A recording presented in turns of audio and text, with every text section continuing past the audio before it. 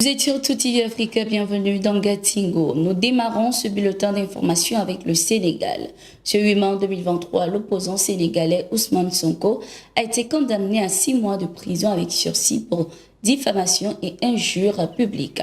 Il a également été condamné au versement de 200 millions de francs CFA de dommages et intérêts à son poursuivant, le ministre du Tourisme, Mame Mbaye Niang.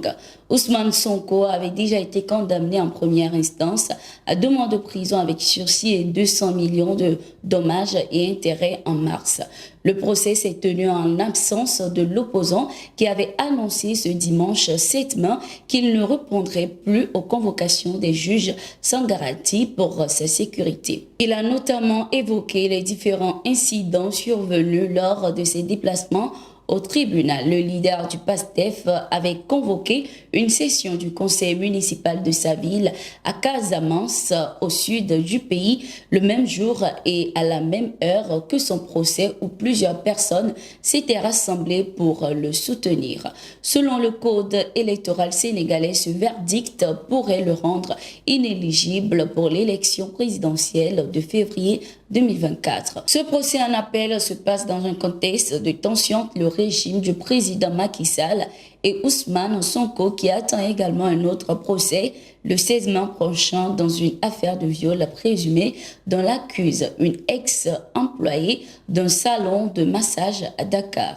Au Burkina Faso, notamment au centre nord et est, plusieurs terroristes ont été abattus ce 8 mars 2023. Ces terroristes ont tout d'abord été neutralisés dans la forêt de Kankamogré. Une cinquantaine d'entre eux venus voler du bétail dans la zone de Yaktibo ont été également mis hors d'état de nuire par les vecteurs aériens.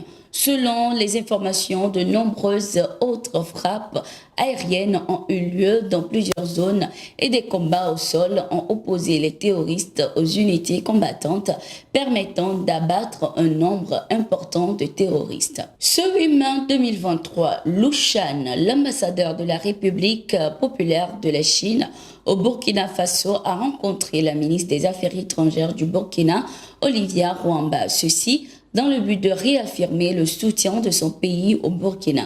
Par la même occasion, le diplomate chinois s'est réjoui des avancées enregistrées par les forces de sécurité et de défense et les volontaires pour la défense de la patrie dans la lutte contre le terrorisme. Nous sommes disposés à raffermir la confiance mutuelle du point de vue politique, mais aussi à développer une coopération pragmatique avec les autorités burkinabées, a-t-il indiqué.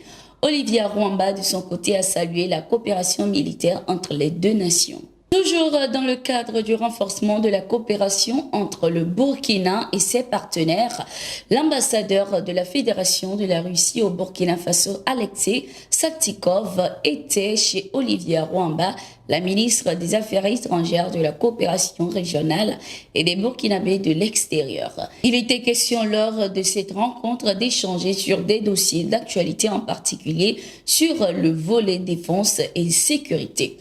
Alexei Saltykov a indiqué que son pays est très attentif aux demandes exprimées par le Burkina Faso pour la défense de son territoire. Olivia Rwamba a affirmé que la présence de la Fédération de Russie aux côtés du Burkina Faso en ces moments de trouble est fort appréciable. Lors d'un entretien ce 4 mai 2023, le président de la transition, le capitaine Ibrahim Traoré, s'est dit satisfait de sa coopération avec la Russie. Le Burkina a été invité par la Fédération de la Russie à participer au 2e sommet du Forum économique et humanitaire Russie-Afrique prévu en juillet prochain à Saint-Pétersbourg.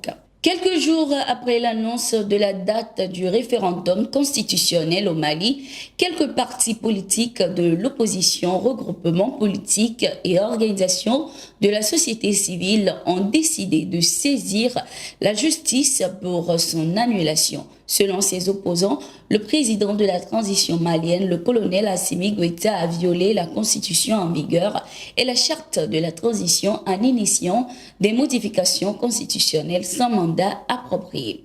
Le référendum était illégal car aucune procédure de révision constitutionnelle ne peut être engagée lorsque l'intégrité du territoire est menacée. Le projet de constitution contesté remet également en cause la forme républicaine de l'État et la laïcité de l'État, a affirmé le coordinateur général de l'appel du 20 février pour sauver le Mali, Cheikh Mohamed Chérif Koné. Le gouvernement de la transition a annoncé ce 5 mai la date du référendum constitutionnel qui est le 18 juin 2023. Nous sommes arrivés à la fin de ce numéro de Gatingo. Merci d'être resté avec nous. Nous sommes en continu sur nos différentes plateformes.